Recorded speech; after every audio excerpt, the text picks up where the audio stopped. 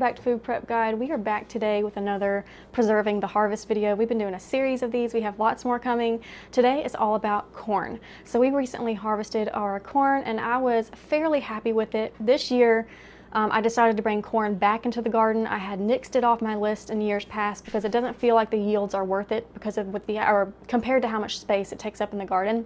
I'm still on the fence about that, but we got about 45 ears of corn off of the tiny little plot that we planted.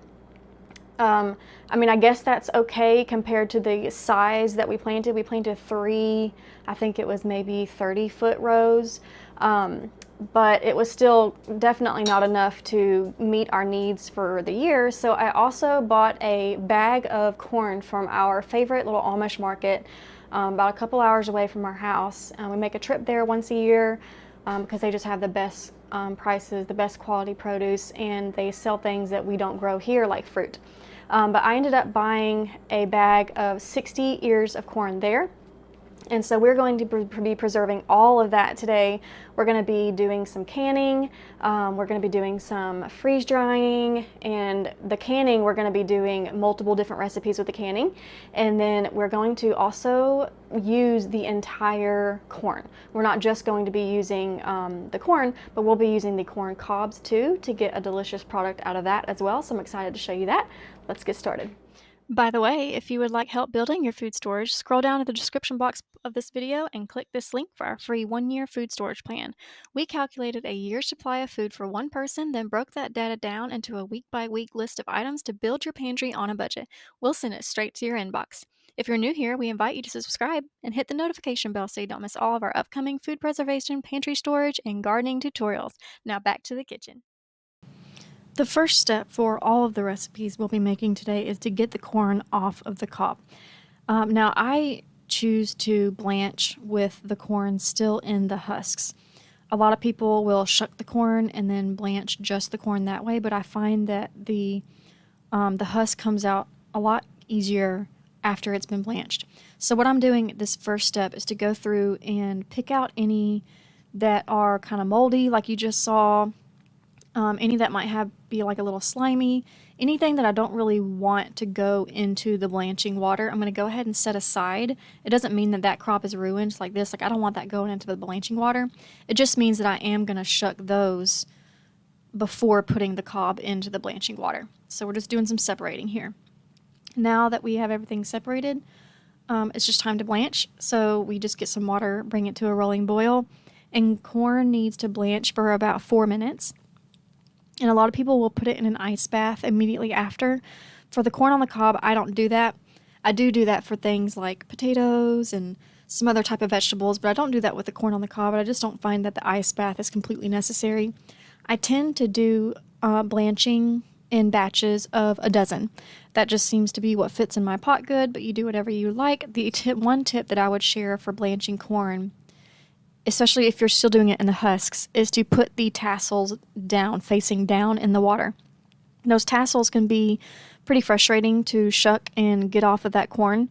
And so when you have the tassels down in the water, it just helps everything to come off so much easier, which is the whole reason we are boiling or blanching with them still in their husks. So I just have a towel laid out on my counter, and I just go through one batch at a time, wait until that corn is no longer too hot to touch, and I will show you in just a minute how it just slips right off.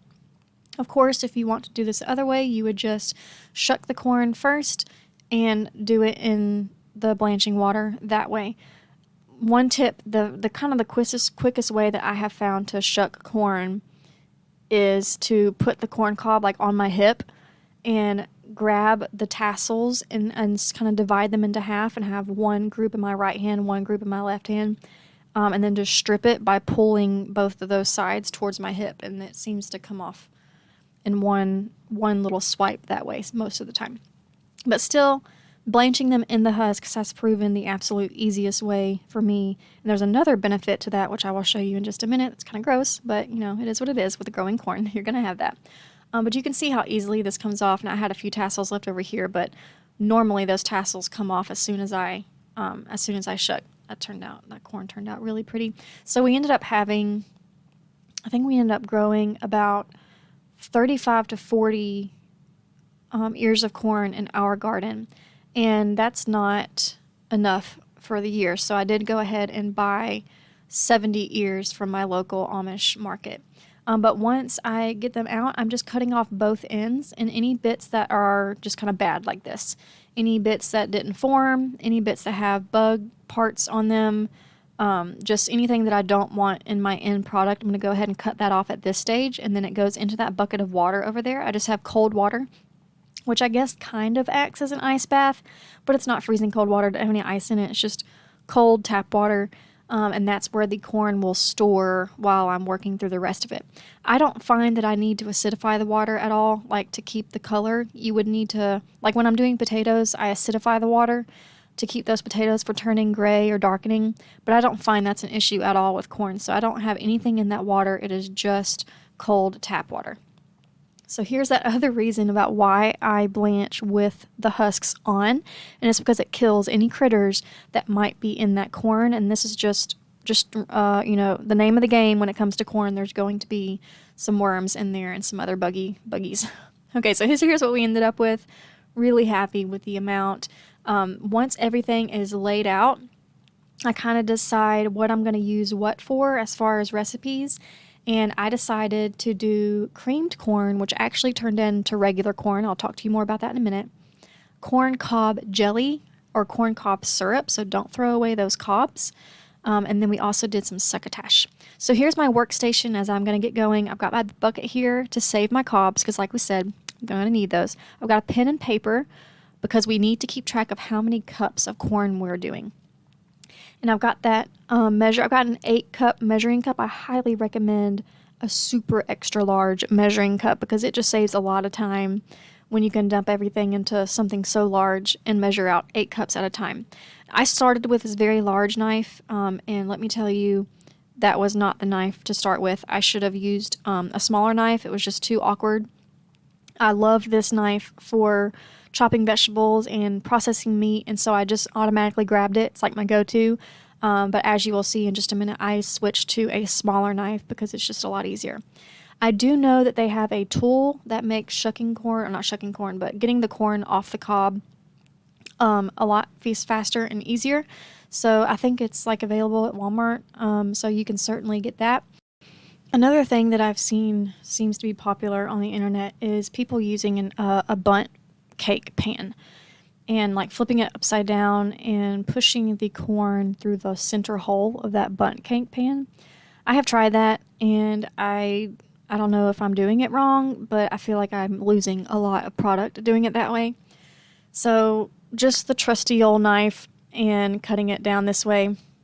I tried cutting it with the corn cob laid down so that it doesn't make as much of a mess, but it just was so much harder than doing it up and down like this.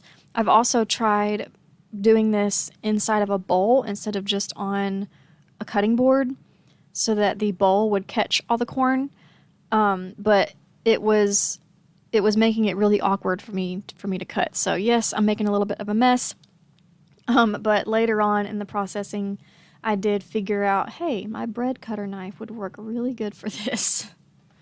Dough cutter, I mean. But being able to scrape that up and scoop it into my hand made this process a whole lot smoother. I wish I'd have thought about that next time, but I wrote notes to myself to remember to use the short knife and use the dough cutter to help scoop everything in. So once we have a full 8 cups, we will go ahead and write that down. I need to wash my hands because we need to work with my pen and paper here.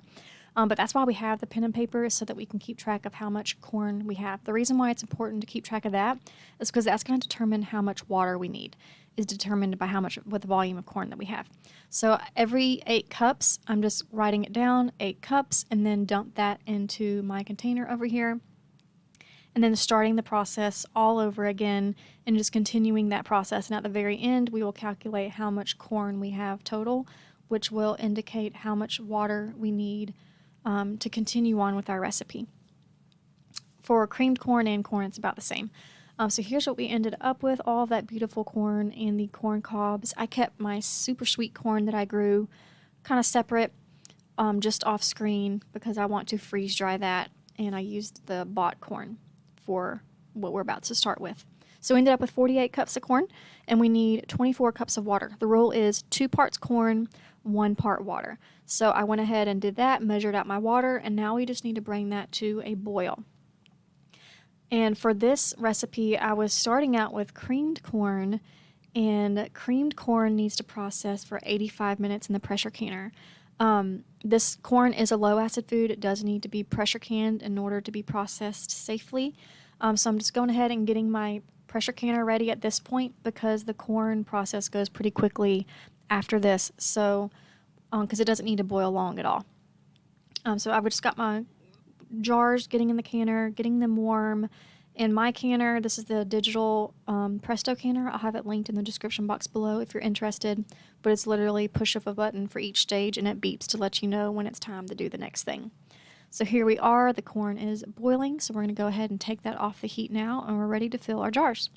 So I mentioned that I wanted to do creamed corn, and then I turned out to get just corn. So the difference between creamed corn and regular corn when you're processing it yourself at home is to take a knife and really scrape all that juice out of the cob. It's kind of like a milky substance and kind of gives us that creamed corn substance. I forgot to do that step. So actual, just whole kernel corn, not creamed corn, doesn't have to process as long as creamed corn. I'm not 100% sure why. I'm guessing it's going to be a density issue. Perhaps that milky substance is like a kind of increases the density of the food in the jar, and therefore it has to process longer. But that's just a guess. I really don't know. But since I forgot to do that, I'm essentially just canning corn. So I didn't have to process it for 85 minutes. But when we are canning, it is okay to process something for longer, just not shorter. So this corn was not ruined by any means. As long as it processed for the minimum amount that whole kernel corn needs to process at, then we're good to go. And like I said, creamed corn has to process for 85 minutes, which is longer. The amount of time is escaping me right now for whole kernel corn. And since we are talking about canning, I don't want to give you the wrong amount of time. Just go to the National Center for Food Home Preservation site, type in canning corn, and it will give you the amount. We will also eventually have this recipe all typed up posted on the blog, and when I post that, I will post the times for whole kernel corn. So as far as seasoning goes, I don't know how I'm going to be using this corn, so I am sticking to just salt. We need 1 teaspoon of salt per pint. And then we are just going to debubble. That salt, by the way, canning salt is just salt that has no anti-caking agents and no added preservatives. It's just plain salt. So once we debubble and get all of those bubbles out of the jar, it's just the normal steps for canning, which is putting our lids on, putting our rings on to fingertip tight, and loading up the canner.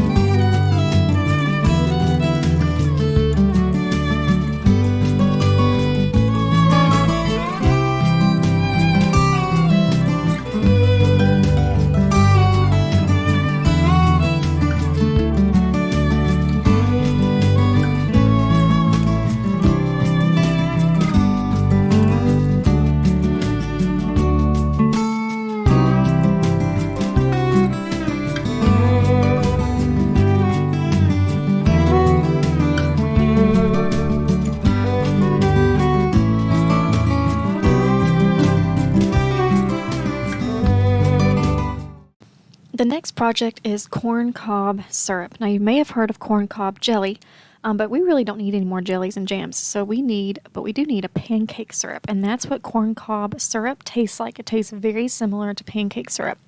So the first thing we need to do is just add enough water to our pot to pretty much cover those corn cobs, ever how many corn cobs you're going to be working with.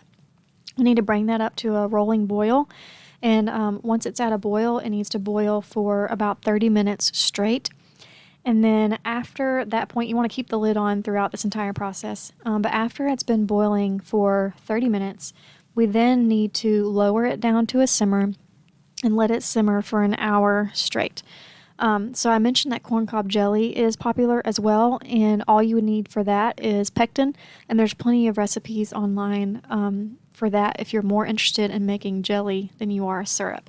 But this is just an excellent replacement for pancake syrup.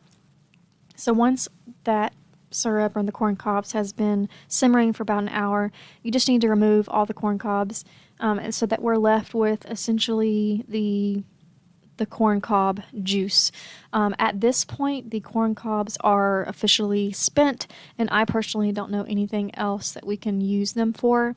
So I usually just toss these out to my chickens. They absolutely love them. Having it soaked in that water just makes it even easier for their little beaks to pick off anything remaining. But these could go into your compost pile too, although I think they would take a really long time to break down, so the chickens is the best option for me. So the next step is to strain the juice. Just like when we're making any kind of jelly, any kind of syrup, you want to strain the juice so that we're left with a pure product that doesn't have any little bits and pieces of the vegetable or fruit remaining in it. I always use a nut milk bag. You can use cheesecloth. You can use just a regular strainer and put some paper towels down on the strainer and pour it through on top of the paper towels. There's a lot of different ways you can do this. But basically, you're just essentially trying to separate a pure juice apart from bits and pieces. One of the ways that I have found has worked the best for me is doing this around an area in front of my kitchen cabinets with like the doorknobs, and use the doorknobs as like a hook to hook the nut milk bag. That's why I really enjoy using this nut milk bag, because it gives me kind of a hands-off way to strain the syrup, so I don't have to stand there and wait for it to strain, because it can take 10-15 minutes or so, which isn't super long, of course, but there's some other things that I could be doing in the kitchen during that time. And so I usually just twist it around and just continue twisting it until I can get as much of that juice out as possible. Sometimes it's entirely too hot to touch and I need to use some tongs. Otherwise, it's fine, but just use some way to separate that juice. Once that juice is separated, we need to go ahead and put it back onto our pot and get our eye on high heat so that we can bring this juice back up to a boil. And once it is boiling, we can go ahead and add our sugar. Basically, what you want to do when you're making any kind of syrups is to do equal parts juice and syrup.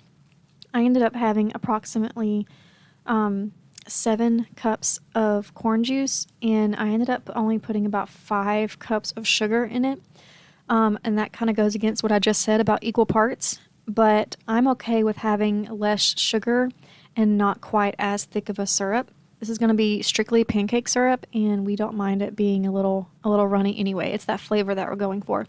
But just know that you pretty much want equal parts juice and sugar when you're making any kind of syrups. So once it is boiling, you basically want to boil it down until it is half of the volume that it was before. And you want to use like a meat thermometer or a bread thermometer or something like that. And the goal that we're working towards is 220 degrees Fahrenheit. So we're looking for 2 things when we're making syrup: that it boils down to half of its volume, and that it gets to about 220 degrees Fahrenheit. So we are finally at that point. It took about an hour to get to that point for me. But once you are at that point, you can remove it from heat and start filling your jars. You do want to have your jars already prepped and ready at this point because that is super hot syrup, obviously, and we don't want that going into cold jars. I'm going to be using my steam canner for this because anything that only has to process for a pretty short amount of time, like 10 minutes or so, I love the steam canner because it comes up to heat so much faster than a water bath canner, and it just makes the whole processing go quicker. I can usually get 2 runs of my steam canner done in the amount of time that it takes for 1 run in my water bath canner. So I've got that steam canner prepping. My hot jars work. I just pulled the jars out of the dishwasher that was sitting on heat. Had just finished the heat cycle, so they're nice and hot. And now we're just filling up the jars to a 1/2 inch or a 1/4 inch headspace. I almost always do 1/2 inch, but technically you can go to a 1/4 inch headspace if you like. Next step is just to debubble, and then we will wipe our rims with a clean, wet paper towel or dish rag. Syrup is very, very sticky, so I usually take my time and really make sure I wipe my rims good. And next we need to put on clean lids and then our rings to fingertip tight. I go to the point of resistance and then just a 1/4 turn more. Picture the hands on a clock and you would go from 12 to 3. That's what I mean by 1/4 turn. When we are loading the steam canner, we don't have to load it any certain way. There's no certain pattern or anything you need to follow. Just, you don't want the jars to be smushed up next to each other.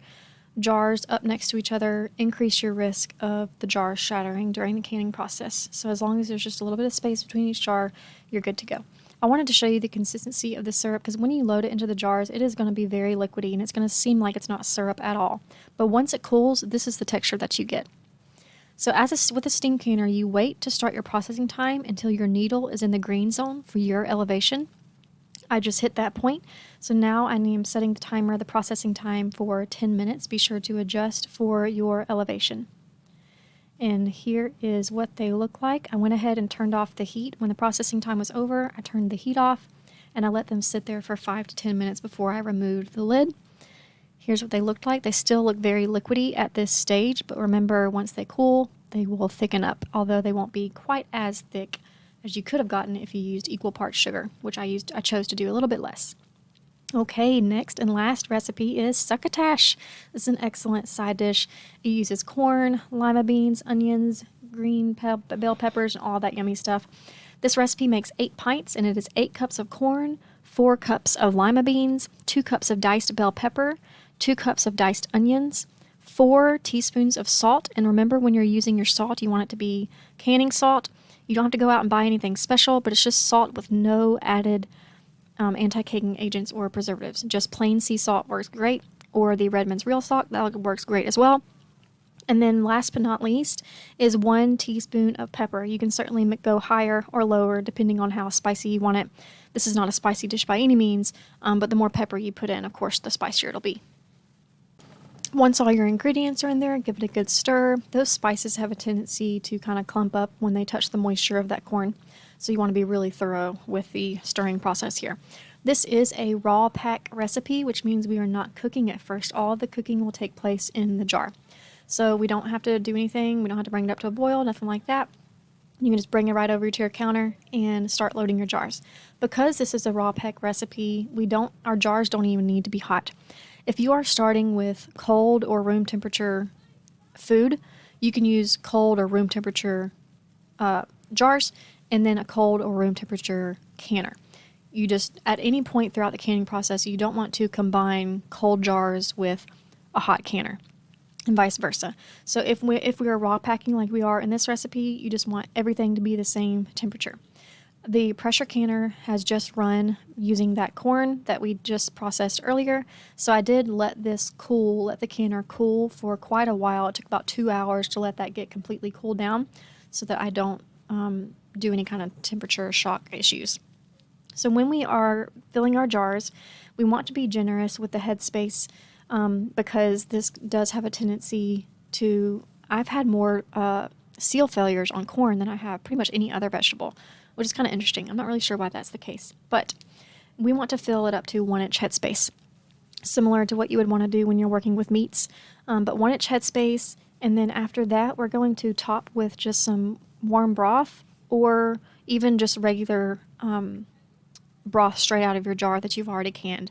I'm using a chicken broth. You can use chicken broth, you can use beef broth, you can use plain water, vegetable broth would be good. I am using an onion broth that I have previously canned from our onion harvest in this past spring. The onion broth I find just really complements corn really well. But after this, it's just our normal canning steps with debubbling everything, wiping our rims, getting them nice and clean, putting on new lids and rings to fingertip tight, and into the canner they go. This recipe needs to process for 60 minutes in a pressure canner. Be sure to adjust for your elevation.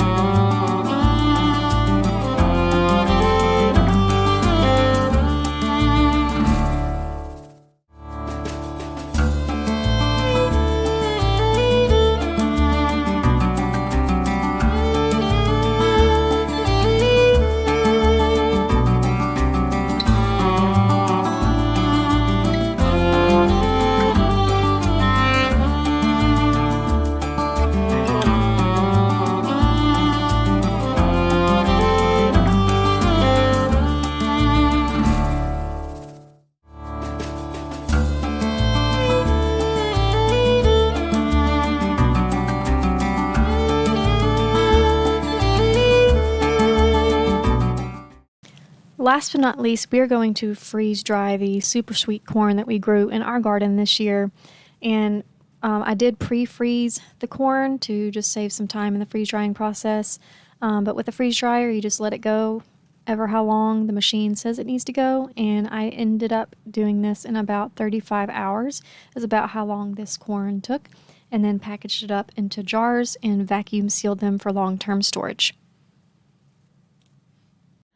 Okay, so that was it took about a day and a half to get all of that done, but we ended up with an amount of food that I am very happy with. So we ended up with 7 pints of the succotash. I don't know if that's how you pronounce it, succotash. But we haven't broken into these yet, so I don't know for sure if we'll be redoing it, but the smell, if the smell of it cooking has anything to do with how good the finished product is, we're gonna absolutely love it. I plan on frying up 1 to 2 strips of bacon in a skillet, chopped up in little pieces, and getting all that fried up, which will of course leave over some grease. I plan on draining these to get most of the liquid out and then putting that into the bacon and sauteing it up that way, and that's how I plan on serving this side dish. So I'm excited to give that a try. Then we ended up with 14 pints of the corn.